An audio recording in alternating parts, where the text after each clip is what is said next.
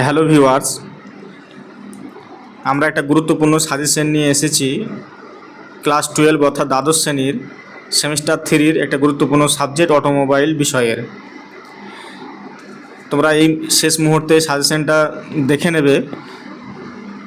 এখানে 3টে অধ্যায় থেকে গুরুত্বপূর্ণ কোশ্চেনগুলো আলোচনা করা হয়েছে। তোমাদের সেমিস্টার 3-তে যে 3টি অধ্যায় আছে অর্থাৎ ইউনিট 1 মানে অধ্যায় 1-এ আছে সার্ভিস ম্যানুয়াল, এখান থেকে আমরা প্রশ্ন করব। তার সঙ্গে সঙ্গে ইউনিট 2-তে আছে সার্ভিসিবিলিটি, সেখান থেকে প্রশ্ন করব, এবং 3 নাম্বার আছে ট্রান্সমিশন সিস্টেম থেকে, সেখান থেকে প্রশ্ন করব। চলো শুরু করি। আমরা 50টা প্রশ্ন এখান থেকে করব। চলো প্রথম প্রশ্ন শুরু করা যাক। প্রথম প্রশ্ন হচ্ছে যে সার্ভিস ম্যানুয়ালটির উদ্দেশ্য কী। তাহলে প্রথম চ্যাপ্টার থেকে প্রথম প্রশ্ন যে সার্ভিস ম্যানুয়ালের প্রধান উদ্দেশ্য কী। তাহলে কোন অপশানটা হবে? অপশানগুলো দেখো। যন্ত্রাংশ বিক্রি করা, খ হচ্ছে যন্ত্র রক্ষণাবেক্ষণ ও মেরামতের নির্দেশ দেওয়া, গ হচ্ছে শুধুমাত্র কোম্পানির বিজ্ঞাপন দেওয়া, আর ঘ হচ্ছে ব্যবহারকারীর জন্য গ্যারেন্টি প্রদান করা। তাহলে কোনটা হবে? তাহলে এখানে অপশন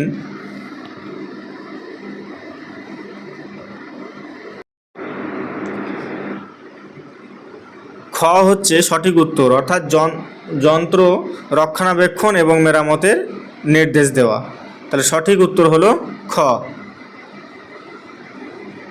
2 নম্বর প্রশ্ন দেখো। 2 নম্বর প্রশ্ন আছে যে প্রিভেন্টিভ মেনটেন্যান্স সাধারণত কী নির্দেশ করে। তাহলে অপশানগুলো দেখো যে নষ্ট হলে মেরামত করা, খ হচ্ছে আগের সমস্যা এড়ানোর জন্য নিয়মিত চেক করা, গ হচ্ছে নতুন যন্ত্র নতুন করার প্রক্রিয়া, আর ঘ হচ্ছে ম্যানুয়াল লেখা। তাহলে সঠিক উত্তর হবে যে অপশান খ, যে আগের সমস্যা এড়ানোর জন্য নিয়মিত চেক করা নির্দেশ করে। তাহলে প্রিভেন্টিভ মেনটেন্যান্স আগের সমস্যা এবং এড়ানোর জন্য নিয়মিত চেক করা। 3 নম্বর প্রশ্ন আছে সার্ভিস ম্যানুয়ালের সাধারণত কোন অংশ থাকে না। কোন অংশ থাকে না? অপশানগুলো দেখো। প্রথম অপশান আছে যে সেফটি প্রিকিউশন, খ হচ্ছে যে ট্রাভেল শুটিং গাইড, ঘ হচ্ছে ইনস্ট্রাকশন, আর ঘ হচ্ছে অ্যাডভার্টাইজমেন্ট ব্রাউচার। তাহলে কোনটা হবে সঠিক উত্তর? 3-এর সঠিক উত্তর হবে যে ঘ হচ্ছে অ্যাডভার্টাইজমেন্ট ভাউচার, যে সার্ভিস ম্যানুয়ালে সাধারণত এটা অংশের মধ্যে পড়ছে না। এবার দেখো 4 নম্বরের প্রশ্ন আছে ট্রাভেল শুটিং চার্ট কেন ব্যবহার করা হয়। তাহলে 4-এর অপশানগুলো দেখো। প্রথম অপশান হচ্ছে যে যন্ত্র সুন্দরভাবে সাজানোর জন্য, ঘ হচ্ছে যে ত্রুটি শনাক্ত এবং সমাধান বের করতে, গ হচ্ছে কেবলমাত্র পরিষ্কার করার জন্য, আর ঘ হচ্ছে গ্যারান্টি বাড়ানোর জন্য। তাহলে সঠিক উত্তর কোনটা হবে? তাহলে 4-এর সঠিক উত্তর হবে খ, ত্রুটি শনাক্ত এবং সমাধান বের করতে এই ট্রাভেল শুটিং চার্ট ব্যবহার করা হয়। এরপরে আসি 5 নম্বর প্রশ্ন, কোনটি সার্ভিস ম্যানুয়ালের সেফটি সেকশনে পাওয়া যায়। কোনটি সার্ভিস ম্যানুয়ালের সেফটি সেকশনে পাওয়া যায়? অপশানগুলো দেখো। প্রথম অপশান আছে যে ইলেকট্রিক শক থেকে বাঁচার নিয়ম, আর খ হচ্ছে যে স্পেয়ার পার্টসের দাম, গ হচ্ছে কোম্পানির ইতিহাস, এবং ঘ হচ্ছে ওয়ারেন্টি ক্লেম ফর্ম। তাহলে কোনটা সঠিক উত্তর হবে? 5-এর সঠিক উত্তর হবে ক, অর্থাৎ ইলেকট্রিক শক থেকে বাঁচার নিয়ম। এর জন্যই কি সার্ভিস ম্যানুয়ালে সেফটি সেকশন পাওয়া যায়। এরপরে দেখো 6 নম্বর প্রশ্ন হচ্ছে টর্ক সেটিং সাধারণত কোন অংশে উল্লেখ থাকে। অপশন হচ্ছে প্রথম ক অপশন হচ্ছে সেফটি প্রিকিউশন, খ হচ্ছে টেকনিক্যাল স্পেসিফিকেশন, গ হচ্ছে ক্লিনিং ইনস্ট্রাকশন, আর ঘ হচ্ছে টুল রিকোয়ার্ড। তাহলে কোনটা সঠিক উত্তর হবে? সঠিক উত্তর হবে যে খ, টেকনিক্যাল স্পেসিফিকেশন। এরপরে দেখো 7 নম্বরের প্রশ্ন, সার্ভিস ম্যানুয়াল অনুসারে যন্ত্র মেরামতের সময় কি প্রথমে করা উচিত। সার্ভিস ম্যানুয়াল অনুসারে যন্ত্র মেরামতের সময় প্রথমে কি করা উচিত? অপশানগুলো দেখো। প্রথম অপশান আছে যে মেরামত শুরু করা, খ হচ্ছে যন্ত্র চালু রাখা, গ হচ্ছে পাওয়ার সাপ্লাই বন্ধ করা, ঘ হচ্ছে ম্যানুয়াল বন্ধ করা। তাহলে 7-এর উত্তর হবে গ, অর্থাৎ পাওয়ার সাপ্লাই বন্ধ করা। এরপরে 8 নম্বরের প্রশ্ন দেখো। 8 নম্বরের প্রশ্ন হচ্ছে যে লুব্রিক্যান্ট চার্টের উদ্দেশ্য কী। লুব্রিক্যান্ট চার্টের উদ্দেশ্য অপশানগুলো দেখো। ক হচ্ছে যে স্পেয়ার পার্টসের তালিকা দেখানো। খ হচ্ছে যন্ত্রাংশে কোন অংশে কত সময় পর তেল বা গ্রিস দিতে হবে তা জানানো। আর গ হচ্ছে মেরামতের খরচ লেখা। আর ঘ হচ্ছে গ্যারান্টি সময় উল্লেখ করা। তাহলে 8-এর সঠিক উত্তর হবে খ, যন্ত্রাংশ কোন অংশে কত সময় পরে তেল গ্রিস দিতে হবে তা জানানো হচ্ছে লুব্রিক্যান্ট চার্টের প্রধান উদ্দেশ্য। এরপরে 9 নম্বর প্রশ্ন। 9 নম্বর প্রশ্ন দেখো, 9 নম্বর প্রশ্ন হচ্ছে সার্ভিস ম্যানুয়ালের যে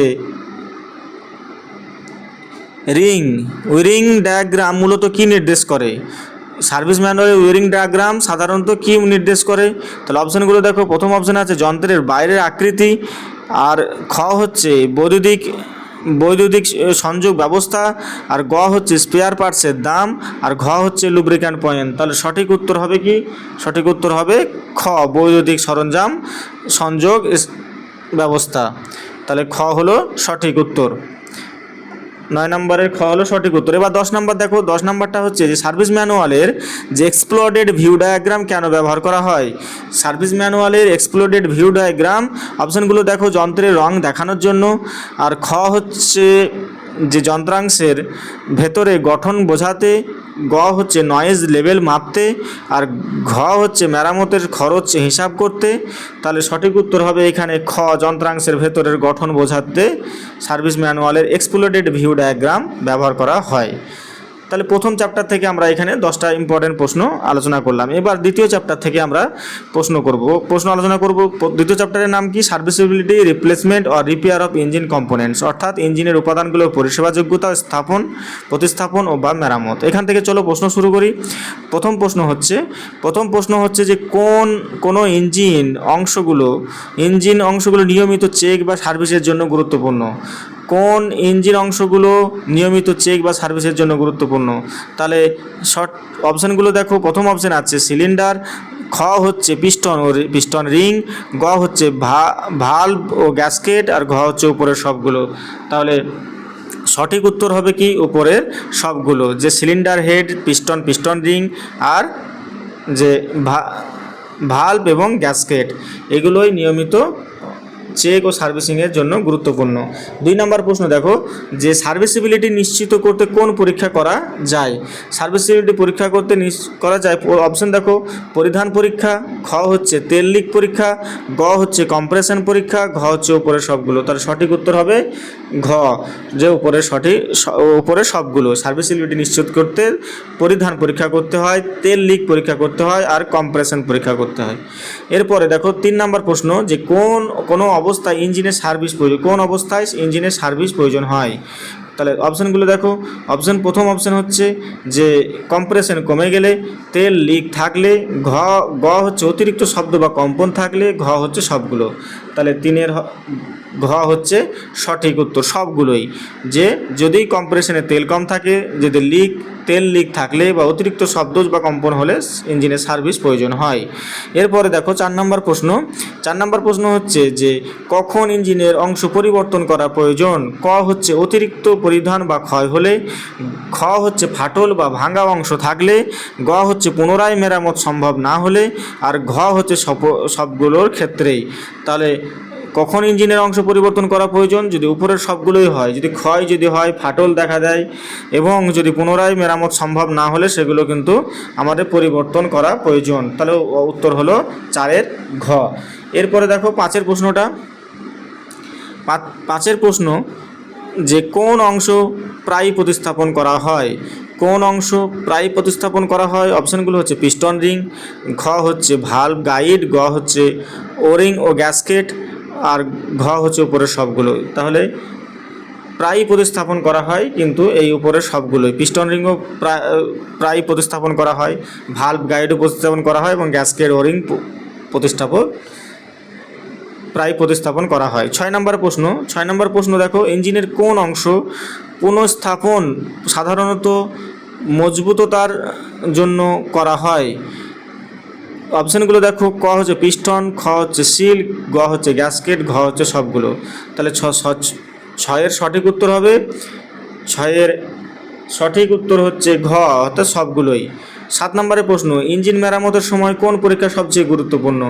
অপশানগুলো দেখো, কম্প্রেশন টেস্ট, লিকেজ টেস্ট, তাপমাত্রার পরীক্ষা, আর ঘ হচ্ছে উপরের সবগুলো। তাহলে সঠিক উত্তর হবে উপরের সবগুলো। 7-এর এবার 8 নম্বরের প্রশ্নটা দেখো। 8 নম্বরের প্রশ্ন হচ্ছে যে ভাল্ব মেরামতের জন্য কোন প্রক্রিয়া ব্যবহার করা হয়? ভাল্ব মেরামতের জন্য তার ক হচ্ছে ভাল্ব গ্রাইন্ডিং, খ হচ্ছে সিলিন্ডার ও হোনিং, আর গ হচ্ছে পিস্টন প্রতিস্থাপন, আর ঘ হচ্ছে গ্যাসকেট প্রতিস্থাপন। তাহলে 8-এর সঠিক উত্তর হবে ভাল্ব গ্রাইন্ডিং। 8-এর সঠিক উত্তর হলো যে ভাল্ব গ্রাইন্ডিং। এরপরে 9 নম্বর প্রশ্ন দেখো। 9 নম্বর প্রশ্ন আছে যে পিস্টন রিং বা সিলিন্ডার রিং পুনঃপ্রতিস্থাপনের জন্য কোন যন্ত্র ব্যবহার করা হয়? ক হচ্ছে রিং কম্প্রেশন, খ হচ্ছে হোনিং টুল, গ হচ্ছে ডায়াল গেজ, আর ঘ হচ্ছে টেলিস্কোপিং গেজ। তাহলে সঠিক উত্তর হবে যে রিং কম্প্রেসার। রিং কম্প্রেসার যন্ত্র ব্যবহার করা হয় রিং পুনঃস্থাপনের জন্য। 10 নম্বর প্রশ্ন দেখো যে সিলিন্ডার হোনিং করার মূল উদ্দেশ্য কি?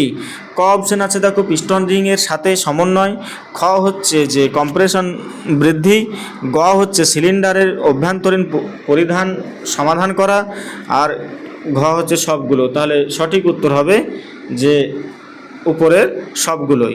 এরপরে দেখো 11 নম্বর প্রশ্ন যে ইঞ্জিন সার্ভিসের সময় কোন নিরাপত্তা ব্যবস্থা নেওয়া উচিত? গ্লাভস ব্যবহার, চোখের সুরক্ষার জন্য গগলস, আর গ হচ্ছে ইঞ্জিন ঠান্ডা হওয়া পর্যন্ত অপেক্ষা। কোনগুলো? যে 11 নম্বরের তাহলে সঠিক উত্তর হবে যে উপরের সবগুলোই কিন্তু আমাদের ব্যবস্থা নেওয়া উচিত ইঞ্জিন সার্ভিসের সময়, না হলে কিন্তু আমাদের শরীরের ক্ষতি হতে পারে। যদি কোনো জায়গায় যদি লেগে যায়, সে যন্ত্রাংশ থেকে কোনো টুকরো ছিটকে এসে যদি আমাদের শরীরে বা চোখে লেগে যায়, তাহলে সবগুলো ক্ষতি হতে পারে। ওই জন্যই কিন্তু নিরাপত্তা ব্যবস্থা আমাদেরকে অবশ্যই নিতে হয়। এরপরে দেখো 12 নম্বর প্রশ্ন, কোন টুল গ্যাসকেট বা সিল প্রতিস্থাপনের জন্য ব্যবহৃত হয়? তাহলে অপশানগুলো দেখো, স্ক্রুড্রাইভার, খ হচ্ছে হ্যামার, গ হচ্ছে গ্যাসকেট স্ক্র্যাপার, আর ঘ হচ্ছে পাঞ্চার। তাহলে কোনটা? তাহলে 12-র সঠিক উত্তর হবে গ গ্যাসকেট স্ক্র্যাপার। 13 নম্বর প্রশ্ন দেখো, লিকেজ চেক করার জন্য কোন পরীক্ষা করা হয়? লিকেজ চেক করার জন্য পরীক্ষা করা হয় হচ্ছে তেল লিক টেস্ট। তেল লিক টেস্ট হচ্ছে সঠিক উত্তর। এবার 14 নম্বরের প্রশ্ন কি বলছে? 14 নম্বর প্রশ্ন বলছে যে কম্প্রেশন টেস্ট করার মূল উদ্দেশ্য কি? কম্প্রেশন টেস্ট করার মূল উদ্দেশ্য হচ্ছে সিলিন্ডার ও পিস্টনের অবস্থা যাচাই, না গ্যাসকেট লিক চেক, না পিস্টন রিং পরিধান নির্ধারণ, না সবগুলোই। তাহলে 14 হবে সঠিক উত্তর হবে উপরের সবগুলোই। এরপরে আসি 15 নম্বরের প্রশ্ন। 15 নম্বরের প্রশ্ন আছে দেখো, ইঞ্জিনের সার্ভিসের সময় কোন অংশ পরীক্ষা করা সবচেয়ে জরুরি?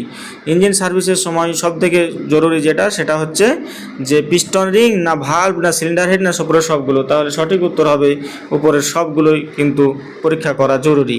16 নম্বরের প্রশ্ন, ইঞ্জিনের ওভারহিটিং রোধ করতে কোন অংশগুলো নিয়মিত পরীক্ষা করা দরকার?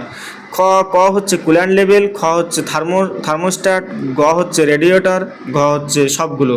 তাহলে সঠিক উত্তর হবে উপরের সবগুলো।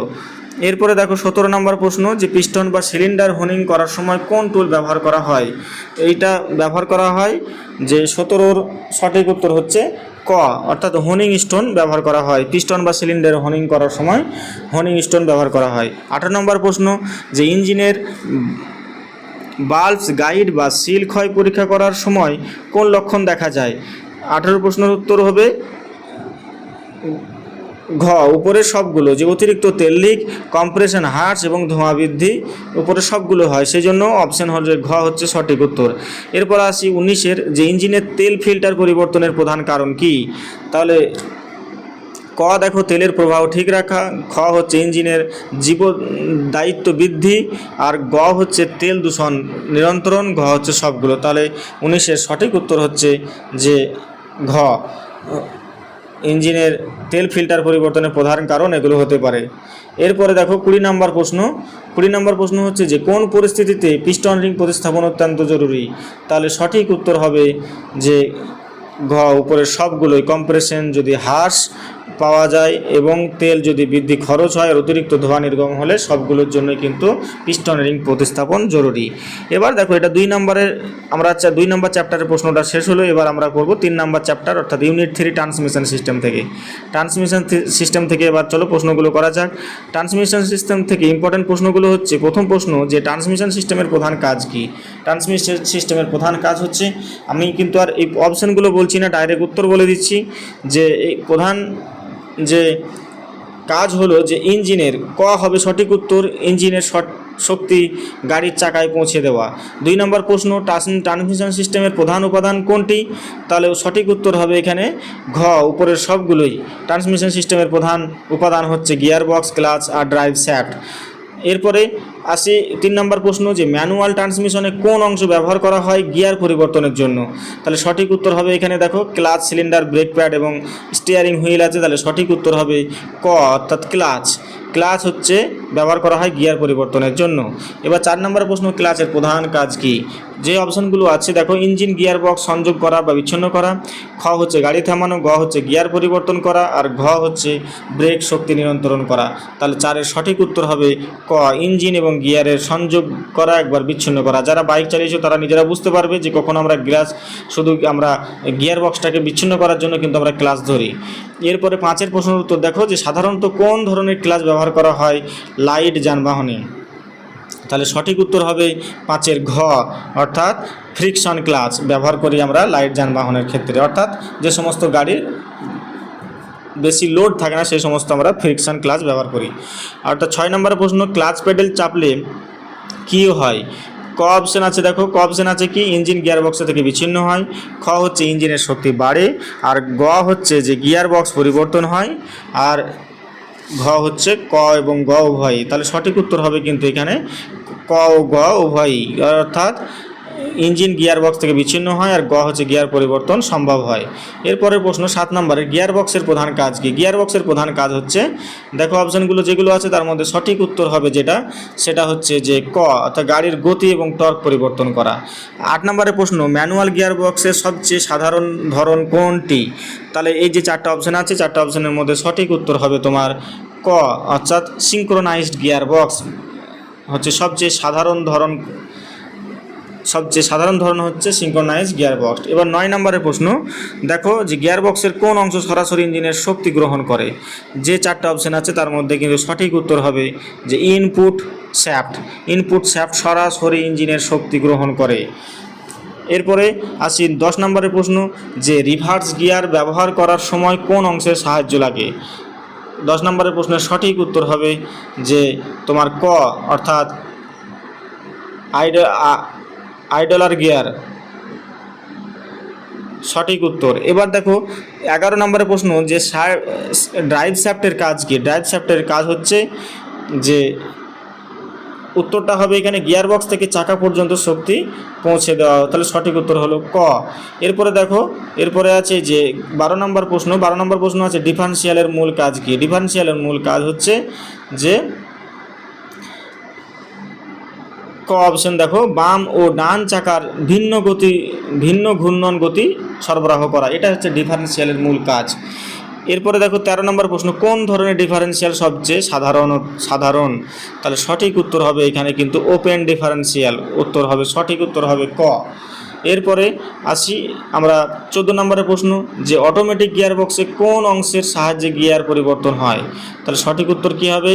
সঠিক উত্তর হবে 14 নম্বরের ক হচ্ছে হাইড্রোলিক টর্ক কনভার্টার। 15 নম্বর প্রশ্ন হচ্ছে সিভিটি গিয়ার বক্সের পূর্ণরূপ কি? তাহলে 15-এর সঠিক উত্তর হবে ক হচ্ছে যে কন্টিনিউয়াসলি ভেরিয়েবল ট্রান্সমিশন হচ্ছে সিভিটি এর পূর্ণরূপ অর্থাৎ সম্পূর্ণ নাম। 16 নম্বরের প্রশ্ন যে ট্রান্সমিশন সিস্টেমে তেল লিক হলে কি সমস্যা দেখা যায়? তেল লিক সমস্যা হলে দেখা যায় সঠিক উত্তর হবে 16-র ঘ উপরে সবগুলো, অর্থাৎ গিয়ার পরিবর্তন কঠিন হয়ে যায়, অতিরিক্ত তাপ উৎপন্ন হয় আর গ হচ্ছে যে গিয়ার বক্স ক্ষয় হয়। এরপরে আসি 17 নম্বর প্রশ্ন যে ট্রান্সমিশন ফ্লুইডের মূল কাজ কি? তাহলে ট্রান্সমিশন সিস্টেমের ফ্লুইডের মূল কাজ হচ্ছে উপরের সবগুলো যে লুব্রিকেশন প্রদান করা, তাপ কমানো এবং হাইড্রোলিক কার্য সম্পাদন এগুলো সবই হচ্ছে ট্রান্সমিশন ফ্লুইডের প্রধান কাজ। এরপরে আমরা 18 নম্বরে প্রশ্ন করব। 18 নম্বরে প্রশ্ন আছে যে ম্যানুয়াল গিয়ার বক্সে কোন সমস্যার কারণে গিয়ার আটকে যায়?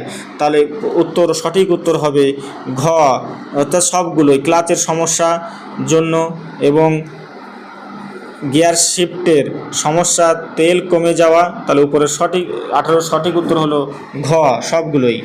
এরপরে 19 নম্বরে দেখো টর্ক কনভার্টার কোন ধরনের গাড়িতে ব্যবহৃত হয়? অপশানগুলো আছে যে ক হচ্ছে অটোমেটিক, ম্যানুয়াল, আর গ হচ্ছে যে ডুয়াল ক্লাচ, আর ঘ হচ্ছে সিভিটি। তাহলে 19 নম্বরের সঠিক উত্তর হচ্ছে অটোমেটিক ধরনের গাড়িতে যে টর্ক কনভার্টার ব্যবহৃত হয়। এরপরে 10-এর যে ট্রান্সমিশন সিস্টেমের মূল রক্ষণাবেক্ষণ কিভাবে হয়? অপশন দেখো নিয়মিত তেল পরিবর্তন, খ হচ্ছে গিয়ারবক্স পরীক্ষা, আর গ হচ্ছে ক্লাচ ও শিফট লিকচেজ পরীক্ষা, এবং ঘ হচ্ছে সবগুলো। তাহলে সঠিক উত্তর হবে যে এই সবগুলোই। ট্রান্সমিশন সিস্টেমের মূল রক্ষণাবেক্ষণ হয় যে নিয়মিত তেল পরিবর্তন করে, গিয়ারবক্সের পরীক্ষা করে এবং ক্লাচ ও শিফট লিঙ্কেজের পরীক্ষা করে। তাহলে সঠিক উত্তর হলো ঘ। তাহলে আমরা এখানে আজকের ভিডিওতে আমরা যে 50টা প্রশ্ন থার্ড সেমিস্টারের জন্য আমরা খুব গুরুত্বপূর্ণ বলে মনে করছি, তোমরা এগুলো পরীক্ষা দিতে যাওয়ার আগেই অবশ্যই দেখে নেবে, খুব ইম্পর্টেন্ট প্রশ্ন। এবং আগের ভিডিওগুলো যদি দেখার তোমরা সময় পাও তাহলে তোমরা দেখে নেবে। যদি তোমরা কেউ চ্যানেলটা সাবস্ক্রাইব না করে থাকো তাহলে অবশ্যই চ্যানেলটা সাবস্ক্রাইব করবে এরকম নিত্য নতুন ভিডিও পেতে। ধন্যবাদ।